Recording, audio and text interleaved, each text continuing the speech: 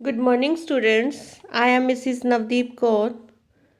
Hope you are enjoying the lecture and studying very well at home. Today we are doing our book Death of the Author, written by Roland Barthes.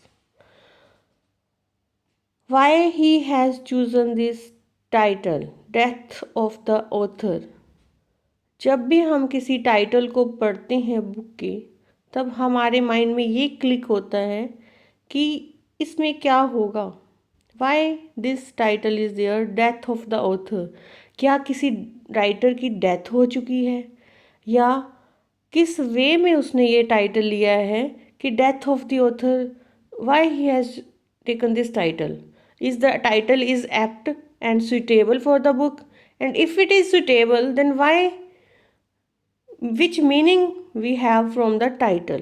यहाँ पे we are doing a short discussion about the book The Death of the Author.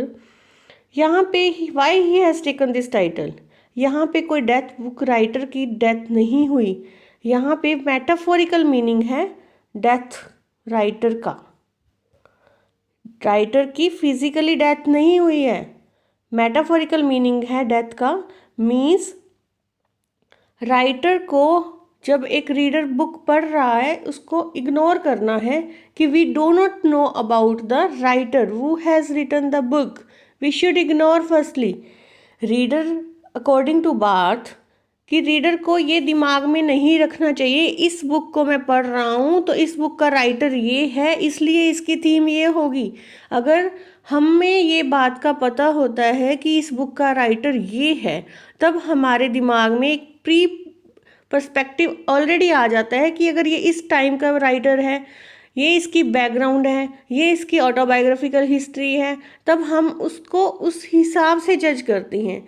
यहाँ पे बात कहता है कि जब भी हम किसी बुक को पढ़ते हैं, तब हमें उसका राइटर नेम नहीं पता होना चाहिए, या हम उसको इग्नोर करें कि उसकी बैकग्राउंड क्या थी, या फिर उसका स्टेटस क्या था, वो किस टाइम पीरियड से बिलोंग करता था, वो कहना क्या चाहता है। हमने राइटर से मतलब नहीं रखना, हमने मतलब किससे रखना है कि whatever he has written, उसने जो कुछ लिखा है उसको पढ़ के हम अपना मीनिंग निकालें। यहाँ पे राइटर की फिजिकली डेथ नहीं है, मेटाफोरिकल डेथ की बात करता है। मेटाफोरिकल डेथ का मतलब क्या है? हमें इंटेंशन राइटर के नेम पे नहीं देनी। हमने ये नहीं देखना कि ये राइटिंग इस राइटर के द्वारा लिखी गई है। अगर हमारे दिमाग में ये बात होती है कि हम ये बुक इस राइटर की है, तब हम काफ़ी मीनिंग तो उसकी बैकग्राउंड हिस्ट्री से निकाल लेते हैं कि अगर ये इस टाइम का पीरियड है, इसकी ये हैबिट्स हैं, इसका ये स्टेटस था, इसका ये बैकग्राउंड थी, तो इसका थीम इसके अकॉर्डिंग ये होगा। यहाँ पे बार्थ कहते हैं कि क्लासिकल क्रिटिसिज्म के अंदर ऐसा होता था। क्लासिकल क्रिटिसिज्म मीन्स जो पहले क्रिटिकल व्यूज़ दे रहे थे क्रिटिक्स, वो करते थे। यहाँ पे मैं आपको एक एग्जांपल देती हूँ। सपोज करो आप किसी पर्सन को जानते हो, वो बहुत अच्छा इंसान है, आपको उसकी पूरी बैकग्राउंड का पता है, उसने कोई बुक लिख दी। जब आप उसकी बुक को पढ़ते हो तो आपको क्या होगा दिमाग में कि वो बहुत अच्छा बंदा है, इंटेलिजेंट है, उसके विचार बहुत अच्छी हैं। यहाँ पे वो जो लैंग्वेज में ये बात कर रहा है, हाँ जी, ये पॉजिटिव बात ही कर रहा है और यही मीनिंग उसका होगा, उसकी बैकग्राउंड ये है तो यहाँ पे ये बताना चाहता है। ऐसा होता था पहले क्रिटिसिज्म जब करते थे। या फिर कोई नोन है और हम उसके बारे में क्रिटिकल अप्रिसिएशन कर रहे हैं, तब हम सोचते हैं कि वो हमारा जानकार है, हम अच्छा अच्छा कह देते हैं। जब हम कभी किसी बुक को जज करते हैं, यहाँ पे बात कहता है कि जब भी हम किसी बुक को जज करते हैं, तब हमने उसकी बैकग्राउंड को नहीं देखना, हमने कोई पार्शियलिटी नहीं करनी। जब हम उसकी बुक को जज कर रहे हैं कि ये बुक अच्छी है या बुरी है या कैसी है, जब भी क्रिटिक किसी बुक का एग्जामिन करता है, तब हमने उसको दोनों पक्ष से देखना है। उसका मेरिट क्या है, उसकी डीमेरिट्स क्या हैं, कौन से अच्छे फीचर्स उसमें यूज़ किए गए हैं, कौन से अच्छे फीचर्स नहीं है। Everything has both side, every coin has two sides. Positive points will be there and negative points भी there, no one is perfect in this life. अगर कोई बुक को लिख रहा है तब हमने उसकी जजमेंट करनी है तो हम उसके पॉजिटिव पॉइंट भी देखते हैं। अगर कुछ वीक पॉइंट हैं तो एक क्रिटिक का फर्ज बनता है कि उन वीक पॉइंट्स को भी वो एक्सप्लेन करे। तो बात इसी बात के ऊपर अटैक करता है कि जो क्लासिकल क्रिटिसिज्म हो रहा था वहाँ पे हम क्या करते थे, कुछ अफेक्ट हो जाता था क्रिटिक जब हम राइटर को क्रिटिसाइज करते थे। तो यहाँ पे बार्थ कहता है कि जब हम क्रिटिसिज्म करते हैं किसी बुक का, जब हम जज करते हैं कि ये बुक अच्छी है या ये बुक अच्छी नहीं है, तब हमने उसकी बैकग्राउंड हिस्ट्री को नहीं देखना, तब हमें उसका नेम भी इवन पता ना हो कि ये बुक किसने लिखी है। हम सिर्फ टेक्स्ट को पढ़ें, टेक्स्ट को पढ़ के ये बताएं जो उसके अंदर वर्डिंग यूज़ की गई है, जो उसमें डिवाइसेस यूज़ किए गए हैं, जो उस चीज़ उस बुक में वो एक्सप्लेन कर रहा है। With the help of language one should जज a book. I repeat, how to जज a book, we should not give intention to the writer's background, even name should not be recognised by the reader while they are judging a book. We should not know that who is the author of the book. यहाँ पे death of the author का मतलब क्या है, physically death नहीं है। Death of the author means है metaphorical meaning कि डेथ मीन्स कि रिमूव कर दो उसके नेम को और फिर जज करो विदाउट एनी इंटेंशन कि उसकी बैकग्राउंड क्या थी। ये राइटर ये था, अच्छा था तो अच्छा लिखा होगा, बुरा था तो बुरा लिखा होगा, वॉर पीरियड से बिलोंग करता है तो ब्लड शेड की बात ही होगी, वॉर पीरियड से ये बिलोंग करता है तो इसके अंदर उस टाइम के वॉर से जो डिस्ट्रक्शंस हुई है उनकी बात हुई होगी या वॉर थीम होगी उसकी। नो, अगर वो रोमांटिक पीरियड से बिलोंग करता है तो हम सोच लेंगे कि हाँ इसमें थोड़ा रोमांटिसिज्म की बात की होगी। तो यहाँ पे बार बार मैं यही बात बता रही हूँ कि जब भी किसी भी बुक को रीडर पढ़ता है तो उसको जज करनी है book by the help of language, which type of language the writer has used, not by the help of writer name। Neglect करना है उसकी पर्सनल आइडेंटिटी को।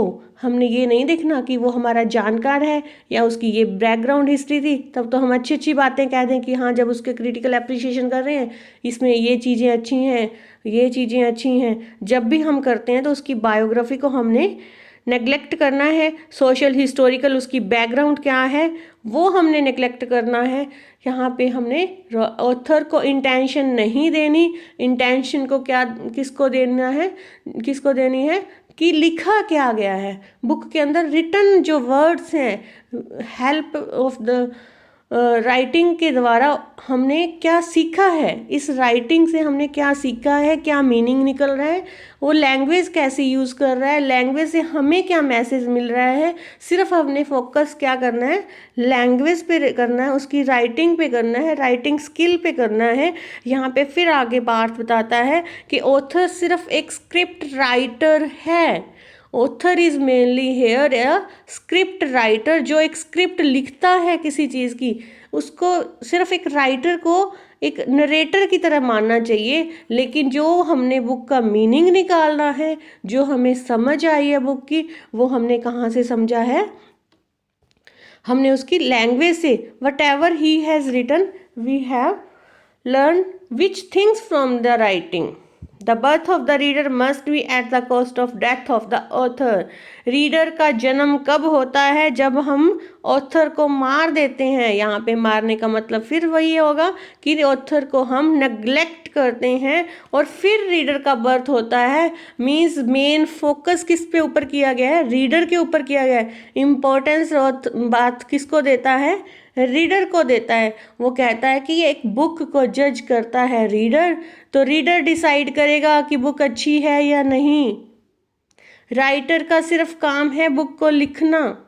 राइटर ने बुक लिख दी, अब रीडर्स के हाथ में है, वो जज करेंगे with the help of language, with the help of the meaning which they gain.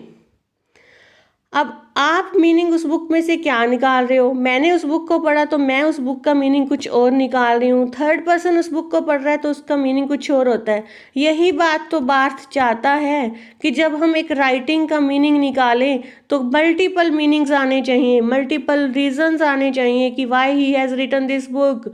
सिर्फ ऑथर ने जो कह दिया या उसका जो क्रिटिकल एप्रिसिएशन जब हुआ तो एक क्रिटिक ने जो कह दिया कि इस बुक ये हमें ये बताना चाहती है, हम सिर्फ उस तक फोकस ना रहें। हम अपनी इंडिविजुअल आइडेंटिटी हमारी है, इंडिविजुअल आइडेंटिटी हमारी मीन्स रीडर की आइडेंटिटी है कि वो उसको कैसे जज करता है, क्या उस बुक से सीख रहा है।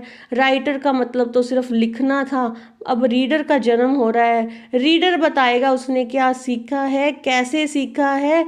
लैंग्वेज उसकी पढ़ के जो उस बुक के अंदर रिटन वर्ड्स हैं, वोकेबलरी है, टेक्स्ट है, डायलॉग्स हैं, उनको जज करना है हमने without giving any attention to the author. यहाँ पे ऑथर का जन्म होता है, किस लिए जन्म होता है? In order to make space for reader. अगर ऑथर बीच में आ जाता है तब नेचुरली है कि वो हमें अफेक्ट करेगा।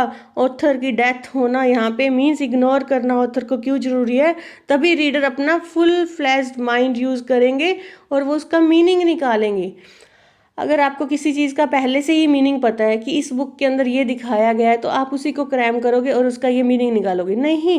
यहाँ पे आप बात कहता है कि आप खुद अपना मीनिंग निकालो। इस पोइट्री को पढ़ के, इस बुक को पढ़ के आपने क्या सीखा, आपको उसकी लैंग्वेज से क्या समझ आ रही है, ये आप जज करो। रीडर जज करेगा। किसी बात का मीनिंग कुछ भी निकल रहा है तो वो रीडर के पर्सपेक्टिव से हमें देखना है, ना कि राइटर के पर्सपेक्टिव से। राइटर का तो मेन मकसद एक बुक को लिखना ही था, वो लिख चुका, हमें उससे कुछ नहीं मतलब, सिर्फ उसका काम था उसको लिखना। बात not interested in true meaning of the text. बात कहता है जब राइटर ने लिखी बुक, उसकी इंटेंशन क्या थी, उसके अंदर दिमाग में क्या चल क्या रहा था, वो सोच क्या रहा था, वो क्या एक्सप्लेन करना चाहता है, हमें उस बात से कोई मतलब नहीं। हमें किस बात से मतलब है कि रीडर ने क्या अटेन किया, रीडर क्या गेन कर रहा है, रीडर क्या सोचता है उसकी राइटिंग को पढ़ने के बाद। हर रीडर का अपना व्यू हो सकता है। There is no such thing as true meaning of text according to him. वो कहता है कि राइटर के अकॉर्डिंग हमने मीनिंग को नहीं लेना। Reader must read with an empty mind without any type of pre concept notions. पहले से उसके दिमाग में कोई नोशंस नहीं होने चाहिए, अटेंशन नहीं होनी चाहिए about author. After reading the book one should जज द बुक। ऐसे oppose trends that all text centre around the author. पहले क्या होता था कि हम देखते थे इस ऑथर की बुक है, उसने ये कुछ लिखा है, इसलिए वो दिमाग में होता था। लेकिन बात ओपनली इसको अपोज कर रहा है कि नहीं, अब हमने ये नहीं देखना। अगर लिटरेरी वर्क को हम एनालाइज कर रहे हैं, हमने उसको पढ़ के एनालाइज करना है कि इस बुक में क्या है। हमने उसके पर्सनल कंटेक्स्ट से उसको जज नहीं करना। Again I am saying, what is the main function of book? It will be decided by the reader, not by the writer. Writer is only the narrator of the book only. He has narrated the book.